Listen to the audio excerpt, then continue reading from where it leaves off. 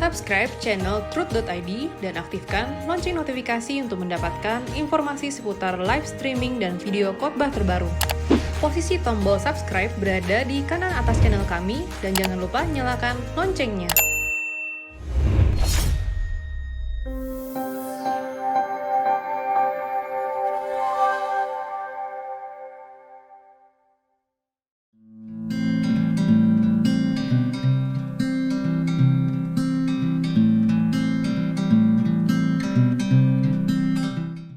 Shalom saudara sekalian, kita masuk di episode yang ke-73 ya. Oke, 0811-838 sekian. Pak Eras, pertanyaan ini jadi PR yang belum pecah dan puji Tuhan ada acara Pak Eras seperti ini. Semoga kejawab untuk hati ya saya yang sangat mengusik.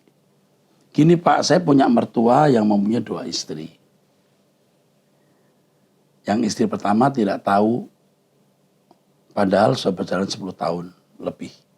Anak-anak tahu dan pernah menanyakan dengan tegas mau pilih yang mana, tapi kata orang tua saya jangan ikut campur. Apa kami salah tidak memberitahu ke istri pertama? Dan orang tua saya bilang nggak bisa memilih karena beliau merasa menjadi lelaki harus bertanggung jawab karena sudah punya anak juga di wanita kedua. Gimana tuh Pak? Dan bagaimana sikap yang harus dilakukan oleh anak-anak kepada orang tua dan keluarga wanita kedua ini? Tolong dijawab ya Pak, terima kasih. Masalah itu seringkali harus dijawab sekarang atau tunggu. Ya, tidak, atau tunggu. Masalah yang dihadapi penanya ini bisa saya jawab dengan tunggu. Jangan berkata sampai kapan. Ya. Jadi kita bisa menunggu tanpa memberitahu istri pertama, tanpa melihat campur tangan dengan istri yang kedua. Kalau ditanya apakah itu sikap bertanggung jawab, itulah bentuk tanggung jawab kita. Tanggung jawab menjaga situasi. Karena jika itu diledakkan mungkin belum siap. 1. 2. Mungkin juga tidak tunggu, ya, tetapi harus benar-benar minta petunjuk Tuhan. Kalau menurut hemat saya, kita menunggu bagaimana Tuhan meledakkan masalah ini. Jadi kalau nanti suatu hari istri pertama nanya, kenapa lu pada kagak tahu, nggak kasih tahu saya, kenapa kalian tidak memberitahu saya? Kami juga tidak ingin membuat mama susah, atau membuat papa jadi marah, jadi berkelahi. Bukan tidak mungkin tiba-tiba istri kedua meninggal. Atau mama meninggal, istri pertama. Atau suami bapak ini yang meninggal. Bisa saja. Jadi tunggu, yang kedua minta hikmat Tuhan. Ya.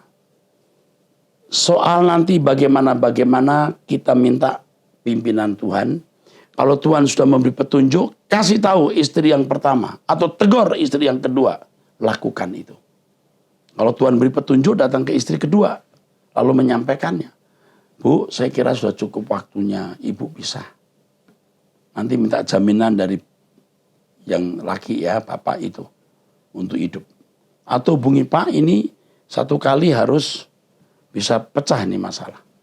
Bapak harus segera selesaikan, pisah baik-baik. Tutup, selesai. Lalu nanti dari pihak anak ada yang bertanggung jawab atas istri yang kedua itu. Papa mau tanggung jawab kan? Oke, serahkan kepada kami. Jangan alasan harus bertanggung jawab lalu dia poligami. Ini mah nakal, ini akal-akalan. Kok dia bilang saya harus bertanggung jawab? Loh, kamu punya istri simpanan sudah tidak bertanggung jawab.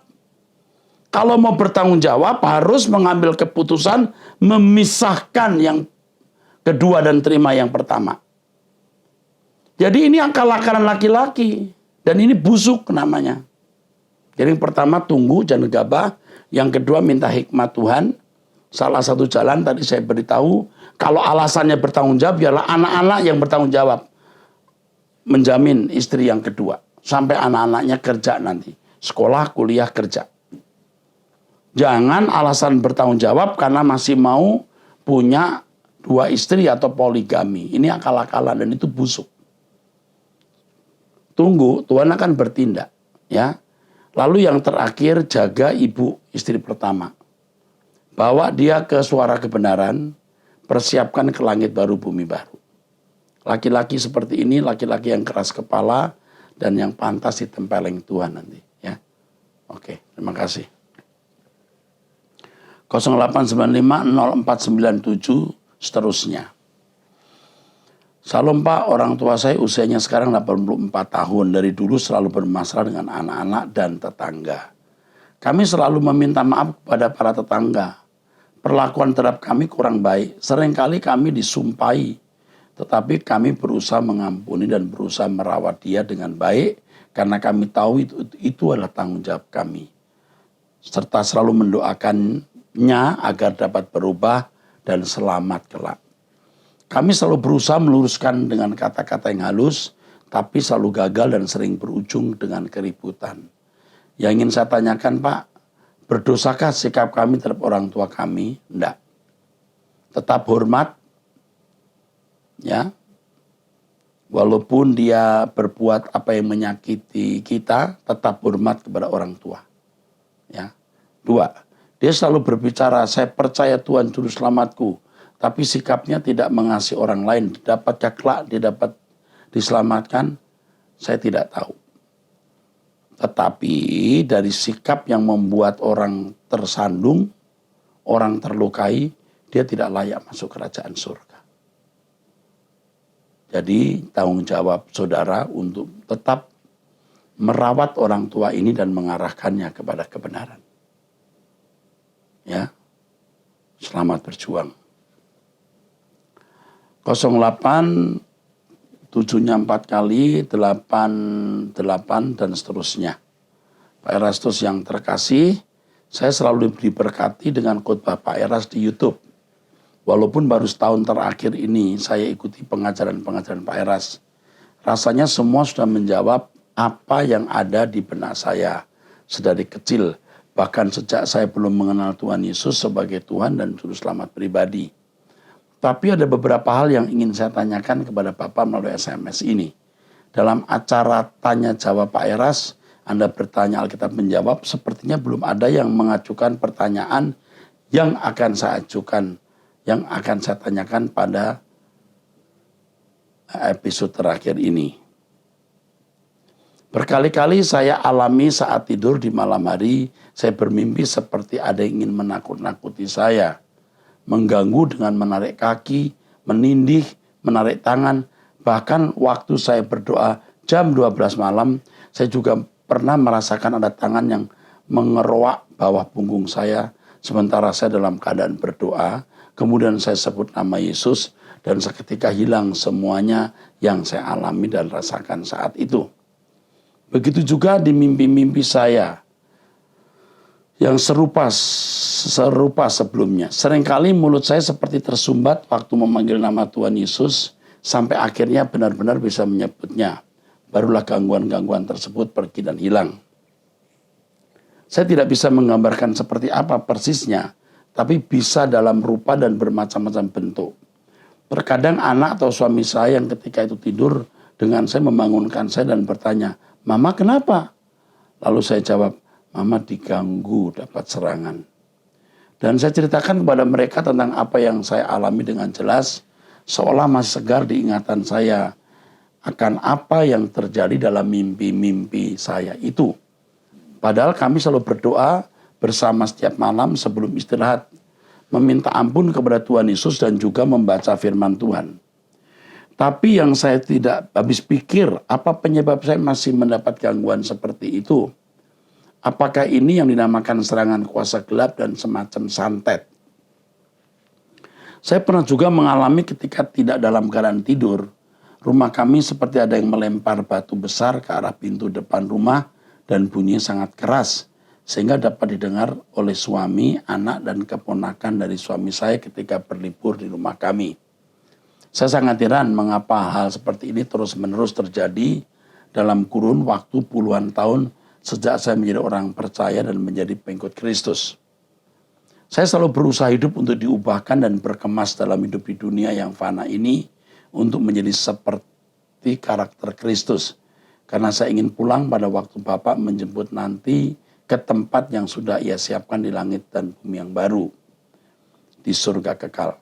Sekian pertanyaan saya, Pak. Saya sangat berharap mendapat kesempatan dari Pak Eras agar mendapat jawaban-jawaban atas pertanyaan-pertanyaan saya di atas. Salam hormat saya selalu untuk Pak Eras keluarga. God bless you always.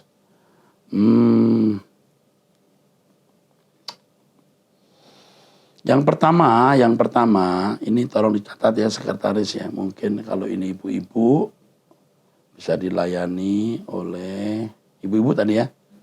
Oleh tim dari Rehoboth ya. Ibu Lani bisa mendoakan.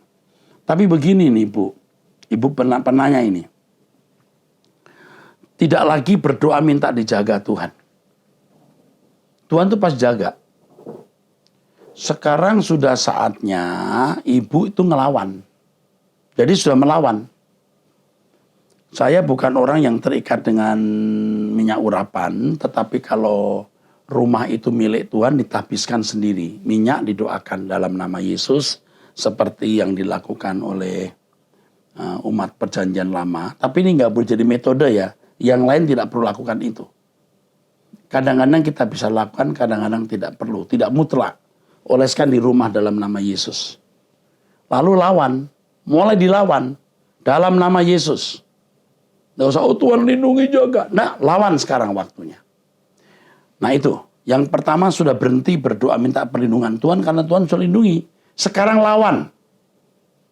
Jadi kalau ada gangguan langsung dihajar. Kalau saya sering juga menggunakan cara, saya hajar kamu, saya bakar kamu dalam nama Yesus. Saya robek kamu, begitu. Ya. Yang kedua, waktu tidur kita seperti tindisan namanya ya. Jangan mengusir dalam nama Yesus. Yesus namanya berkuasa, tapi Anda nggak bisa ngomong. You relax, you harus relax. Aku milikmu Tuhan. Kuasa gelap tidak akan bisa menyentuh hidupku. Relax. Ingat ya, jangan dalam nama Yesus. Enggak begitu, itu salah.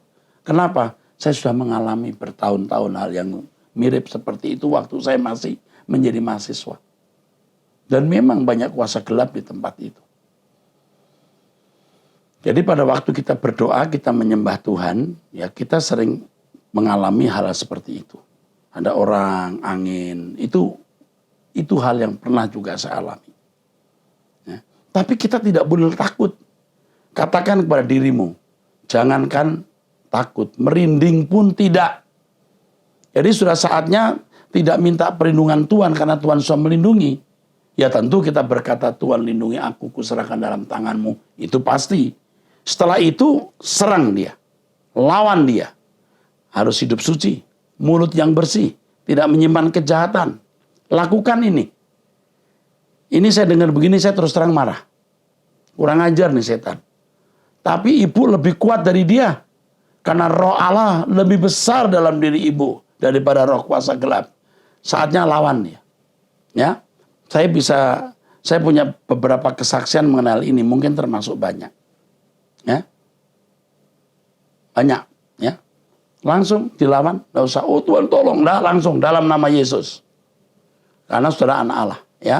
Saya robek kamu, saya bakar kamu dalam nama Yesus. Oke? Selamat berjuang, Bu, ya, Ibu ini.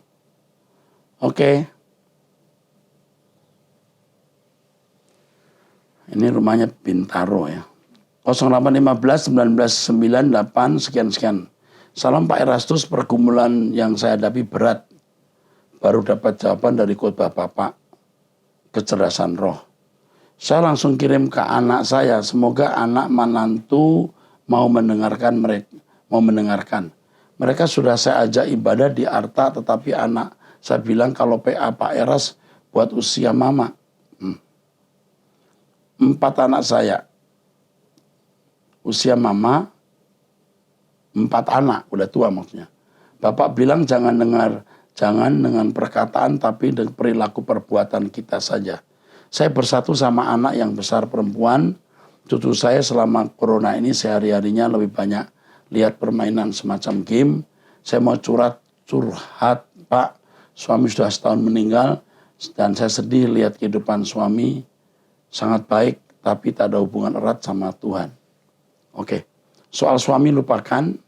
Kalau dia baik, dia bisa menjadi anggota masyarakat. Sekarang bagaimana ibu berubah, memiliki wibawa Kristus untuk menyelamatkan anak-anak. Anak-anak pikir PA, tapi anak saya bilang kalau PA Pak Eras buat usia mama. Ini pasti tidak atau kurang mengenal kebenaran anak-anak itu. Yang saya khotbahkan juga untuk remaja pemuda. Tidak sedikit pemuda-pemuda yang belum menikah juga militan mendengar khotbah saya. Jadi sekarang yang ibu jangan banyak bicara, jangan banyak ngomong. Kalau orang banyak ngomong nanti waktu ngomong sesuatu yang penting jadi tidak berharga. Jangan banyak bicara, biar wibawa rohani ibu merekah dan menjadi berkat untuk pasangan hidup. Maksudnya untuk anak-anak dan pasangan hidupnya. Ya, untuk anak dan pasangan hidupnya dan cucu-cucu. Oke? Soal suami udah jangan jadi beban. Tuhan sudah panggil, jangan dipikirkan lagi. Kalau suami baik, dia bisa menjadi anggota masyarakat. Oke. Plus 61, 40, 26, 40 sekian-sekian. Salam Pak Erastus, terima kasih Pak atas pengajaran di EBC. Saya baca bukunya Keselamatan Luar Kristen yang 14 bab, menyinggung di episode yang ke-33 Pak. Anda bertanya kita menjawab yang Bapak mengatakan Bapak tidak dipecat dari gereja lama. Memang nggak dipecat. Saya ada mendengar Pak memang Bapak tidak dipecat, tapi katanya Bapak disuruh keluar mundur sendiri. Apa itu betul Pak? Pada waktu itu saya membuka sinode baru. Ya mau tidak mau saya harus keluar. Saya melepaskan diri apakah namanya mundur atau apa. Tetapi saya tidak melakukan kesalahan apapun. Karena waktu itu posisi saya masih anggota Majelis Pekerja Lengkap, masih MPL. Saya mau satu dari 5 atau 6 pendeta yang mewakili pendeta-pendeta di Jakarta. Dan pada waktu pemilihan kalau nggak salah 65 sampai 75, 70% memilih saya. Jadi saya termasuk orang yang dipercayai oleh pendeta-pendeta di DKI yang jumlahnya sekian ribu. Jadi saya bukan orang yang bermasalah sebenarnya. Pada waktu itu saya juga masih jadi ketua renovasi dari gedung Sekolah Tinggi Teologi Betel Petamburan. Saya juga masih jadi pengajar di situ. Kadang-kadang dari rumah jam 4 pagi saya sudah keluar berdoa dengan mahasiswa. Dan saya tidak tahu apakah ada dosen yang berbuat begitu. Dari jam 4 pagi dari rumah saya pergi hanya untuk berdoa dengan anak-anak di Petamburan. Dan saya masih aktif dalam kegiatan pelayanan. Dan memang ada banyak hal ada banyak perubahan di dalam pengertian saya mengenai firman Tuhan yang membuat saya benturan dengan banyak pendeta-pendeta. Soal perpuluhan misalnya. Kalau soal Tritunggal itu mah belakangan dan itu digoreng, saudara. Itu mah digoreng, ya. Itu aja digoreng. Dan itu pun tidak boleh karena saya sudah keluar, surat itu keluar dan itu melanggar hukum. Itu kalau saya perkarakan, saya masukkan penjara orang-orang itu. Tapi kita kan tidak mau boleh begitu. Loh, saya sudah keluar kok you mencemarkan nama baik saya. Ya. Dan saya kan juga tidak melakukan sesuatu yang merugikan gereja itu. Apa yang saya lakukan yang merugikan? Apa saya merugikan? Tidak. Dan saya tidak perlu tunjukkan jasa saya di gereja itu, di sinode itu. Jadi tidak dipecat. Disuruh keluar juga enggak. Saya keluar sendiri. Karena saya memiliki sinode baru. Ya. Tapi ya di luar ceritanya macam-macam, saya dipecat lah apalah. Ya sudah enggak apa-apa. Ya. Maaf pertanyaan saya di luar konteks keselamatan Pak, sorry.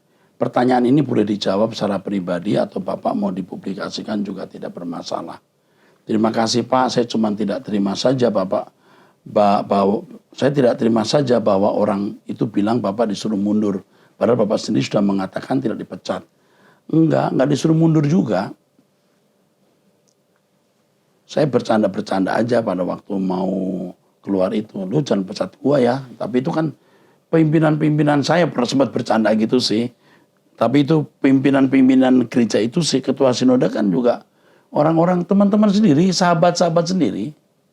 Jadi nggak masalah. Tapi yang saya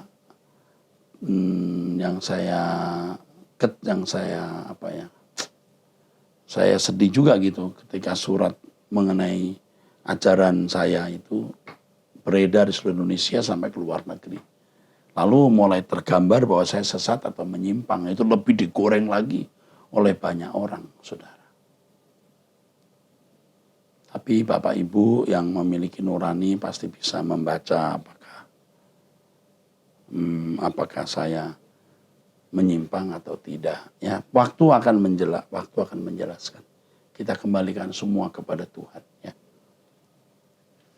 Kita tidak boleh membuat surat resmi lalu menilai orang, itu kan tidak etis ya. Oke, 0 plus 60 11 5355 sekian. Salam Pak Erastus yang bijaksana, apa kabar? Pak, saya mau cerita soal keluarga saya sendiri, Pak. Saya bernama ini, orang Indonesia yang bertempat tinggal di Malaysia. Suami saya orang Malaysia, Pak. Pak Erastus di dulunya agama lain. Jadi beliau ini agama lain. Sebab dia dari keluarga yang menganut agama tersebut. Jadi suaminya dari agama lain itu maksudnya ya. Tapi puji Tuhan yang tahun lalu dia sudah menerima Tuhan Yesus sebagai juru selamat. Nah, apa yang akan saya lakukan, Pak Erastus selalu bertentangan dengan keluarga suami saya, terutama dengan mertua. Please Pak Erastus, apa yang saya lakukan ya Pak? Saya kasih nasihat, mau didengar ya. Jangan melawan. Diam. Ibarat sambal diulek, terima, diulek. Ya. Ibarat gilesan ya. Anda digiles terus, enggak apa-apa.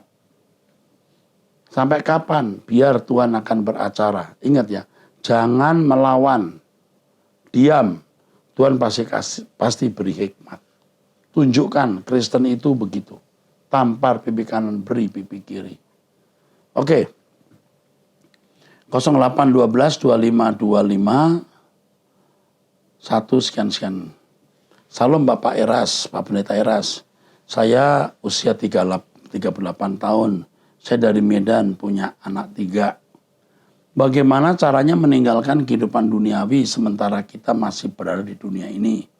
Saya mendengar khotbah hidup seperti Bapak, seperti Tuhan Yesus. Itu kan berat sekali kalau sama seperti Yesus yang sama sekali tidak bercacat, tidak bercela. Kan sukar Pak. Sedangkan ada masalah sedikit kita langsung stres, nggak sabar. Misalnya dalam hubungan suami istri pasti ada percekcokan dalam satu masalah. Saya terkadang sakit hati mendengar ucapan suami saya, menurut saya ucapannya itu kasar. Saya kan full hanya ibu rumah tangga. Terkadang kalau ada sedikit percekcokan, dia selalu bilang, aku yang kasih makan kan, aku yang kasih makan kau. Saya dulu sebelum punya anak masih bekerja. Setelah saya hamil, anak keluarga, saya memutuskan berhenti bekerja. Kalau boleh saya ingin konseling sama anggota Bapak karena saya masih mau belajar dan berkelakuan yang berkenan bagi Bapak di surga. Oke, ya nanti akan ini sampaikan ke Bu Esther. Ya, oke. Aduh, sedih dengarnya. Ini suami sewaktu itu tuh. Waktu dia udah cari makan, aku kasih makan kau, padahal istri merawat anak. Dia bayar berapa? Dia bayar berapa istri yang melahirkan anak, merawat anak. Pria seperti ini sebenarnya nggak jahat, tapi jahat sekali. Ini jahat sekali pria begini. Ini pasti jahat. Bukan tidak jahat, bukan kurang jahat. Bukan tidak jahat, jahat sekali. Ya, nggak boleh begitu. Ya, nggak boleh begitu. Tapi kepada ibu ini saya mau beritahu, diam saja. Ikuti suara kebenaran, ayo kita kembali kepada Tuhan, kita persiapkan ke langit baru, bumi baru. Bagaimana tidak duniawi? Ya terserah ibu. Ibu berkata, aku tidak mau duniawi, bisa. Tapi kalau, wah berat Pak, nggak bisa. Ya nggak bisa. Kerajaan surga itu begitu mahal, begitu agung. Pertaruhannya harus segenap hidup, tidak murahan. Barang bagus itu harga mahal, tidak ada barang bagus harga murah. No crown without cross. Mau mahkota harus ada salib. Jadi bagaimana Pak? Ya bertumbuh dewasa. Jangan sedikit-sedikit sakit hati, dikit-dikit sakit hati. Ya ibu gak akan dewasa. Suami mau ngomong apa gak usah sakit hati. Aku yang kasih makan kau. Terima kasih Pak. Gitu. Ya makasih Pak. Gak usah sakit hati, memang dia kasih makan. Tapi kita kan yang ngurus anaknya dia. Tapi anak ibu juga. Jangan diperhitungkan. Ya? Jangan membalas. Ikuti apa yang saya katakan. Diam, jangan membalas. Diam, jangan membalas. Ampuni dia. Ya. Tapi kalau ada bapak-bapak yang mendengar ucapan saya ini. Kalau bapak-bapak mengucapkan kalimat ini sementara istri ngurus anak-anak. Bapak itu ya bukan jahat. Tapi sangat jahat. Nggak boleh gitu. Tuhan marah loh. Nggak boleh begitu. Ya.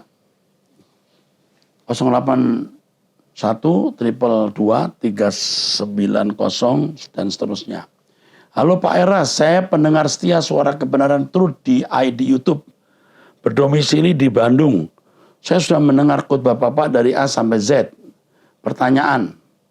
Suatu waktu saya pernah cerita kepada seorang teman yang kerohaniannya bukan kanak-kanak rohani tentang Adam dan Hawa yang diciptakan Tuhan sebagai corpus delicti, yaitu sebagai saksi bahwa iblis bersalah. Lalu teman saya ini berkesimpulan bahwa kalau begitu Tuhan memanfaatkan Adam dan Hawa. Padahal Tuhan menciptakan manusia pertama karena kasih-Nya kepada manusia, bukan dimanfaatkan sebagai saksi. Bagaimana menurut Bapak? Sekian pertanyaan saya. Sehat selalu Pak Eras, God bless. Ya, kalau yang melakukan itu kita untuk orang lain memanfaatkan. Salah itu. Tapi kalau Tuhan yang melakukan itu kehormatan. Tuhan menciptakan, Tuhan menjadikan kita sekutu. Nah, itu kalau banyak teolog selalu mengatakan sekutu, sekutu, sekutu. Sekutu itu apa? Bersama dalam perjuangan. Apakah bisa dikatakan dimanfaatkan? Ya tergantung perspektifnya. Kalau anak disuruh orang tua, tolong ya nak, ikut jaga warung papa, dimanfaatkan? Atau kehormatan? Atau kalau anak nggak disuruh justru berkata, papa nggak menghargai saya sebagai anak. Papa tidak memanfaatkan saya ini kan hutang nyawa kepada mama papa. Jadi tinggal bagaimana kita melihat sudut pandang. Dari mana sudut pandang kita. Jangan begitu, jangan nuding Allah memanfaatkan. Yang nggak mau ya sudah, kan gitu. Nah bersyukur kita jadi manusia. Kita diberi kehormatan. Kalau Bapak Presiden Jokowi menyuruh saudara mengerjakan sesuatu, kalau saudara cinta Bapak Presiden dan melihat beliau memang seorang yang mencintai negara ini, Anda nggak digaji pun Anda lakukan. Wah, dimanfaatkan Pak Jokowi. Kehormatan diberi tugas Bapak Presiden, tahu? Udah deh, jangan didengar teman begitu, capek. Oke. 0813 112 1 sekian. Salam. Tuhan Yesus Kristus berkati. Amin. Amin. Yang bilang amin beliau nih ya. Terima kasih atas pencerahan Bapak Pendeta Erastus. Nama saya ini. Usia 75 tahun. Ada suatu permasalahan yang saya selalu bertanya. Apa yang saya alami? Sejak suami pulang ke rumah Bapak yang di surga, saya sakit flu berat. 40 hari. Kemudian sembuh tanpa dokter. Hanya minum kecap dengan nama Tuhan. Kok ibu ini lucu banget. Dengannya minum kecap dengan nama Tuhan Yesus Kristus. Kesembuhan ilahi. Nah ini lucu ya. Timbul suatu masalah penyakit di luar nalar. Penyakit yang wajar. Tanpa ke dokter mungkin jika saya akan detail benar. Penyakit itu seperti pohon karet yang mengeluarkan getah pada kedua paha. Maaf, sakit dan perih. Tanpa melihat sayatan apapun. Masalah ini aneh bagi saya. Tidak bisa tidur dan harus mencari posisi untuk boleh jalan, tidur dan duduk 3 hari sembuh. Dan tidur dan duduk 3 hari sembuh. Saat kesempatan sembuh saya ingin ibadah. Pada hari itu kembali terulang masalah tersebut. Jika saya menceritakan pada teman-teman hamba Tuhan penyakit bertambah sakit dan lama sembuh 7 hari, saya mohon belas pengampunan Tuhan dan bertanya obat apa ya untuk luka ini. Tuhan memberi hikmat ya. Tuhan memberikan hikmat ya. Ada minyak urapan saya pakai selama 7 tahun. Dan saya bertanya apa yang harus saya kerjakan, hikmat Tuhan.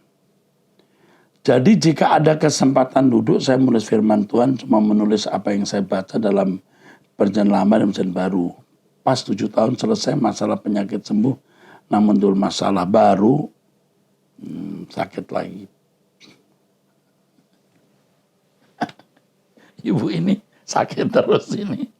Kenapa begitu ya? Aduh ibu. Ini tidak bisa saya jawab, ini cerita masalah-masalah saja dan saya tidak tahu maksudnya ya.